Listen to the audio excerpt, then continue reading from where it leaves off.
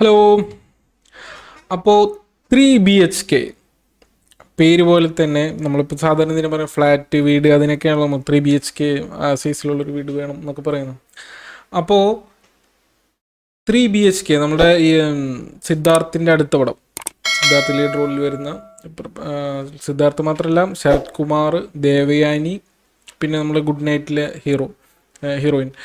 അപ്പോൾ ഇവരൊക്കെ ഉള്ളൊരു ഫാമിലി, ഒരു മിഡിൽ ക്ലാസ് ഫാമിലിയുടെ ഒരു വീട് സ്വന്തമാക്കാനുള്ള ഒരു സ്ട്രഗിൾ, അതാണ് 3 BHK എന്ന പടം മുന്നോട്ട് വയ്ക്കുന്ന ആശയം. സോ ഇത് ഈ ഒരു കോൺസെപ്റ്റ് എനിക്ക് തോന്നുന്നു ഇതൊരു ഷുവർ ഷോട്ട് ഹിറ്റാണ്. കാരണം ഇത് എല്ലാവർക്കും വളരെ റിലേറ്റ് ചെയ്യാൻ പറ്റുന്ന ഒരു കോണ്ടൻ്റാണ്.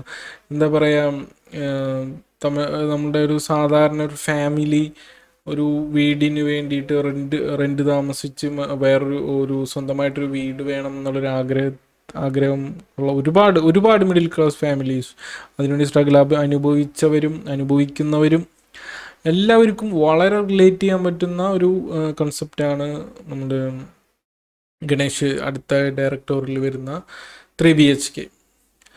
അപ്പോൾ എനിക്ക് ഇതിൽ ട്രെയിലറിൽ തന്നെ എല്ലാവരുടെയും പെർഫോമൻസ് വളരെ ഒരു കിടിലൻ പെർഫോമൻസാണ്. ഞാൻ ഈ പറഞ്ഞ 4 ലീഡ് ആക്ടേഴ്സിൻ്റെ ഒന്നും ട്രെയിലറിൽ തന്നെ കാണാൻ സാധിക്കുന്നു. ഈ ഒരു ക്വാളിറ്റി, ഈ ഒരു പെർഫോമൻസും ഈ ഒരു ക്വാളിറ്റി സിനിമയിലുണ്ടെങ്കിൽ ട്രെയിലറിൽ കണ്ട അതേ ഒരു ഇമോഷൻസ് കാര്യങ്ങളൊക്കെ നമുക്ക്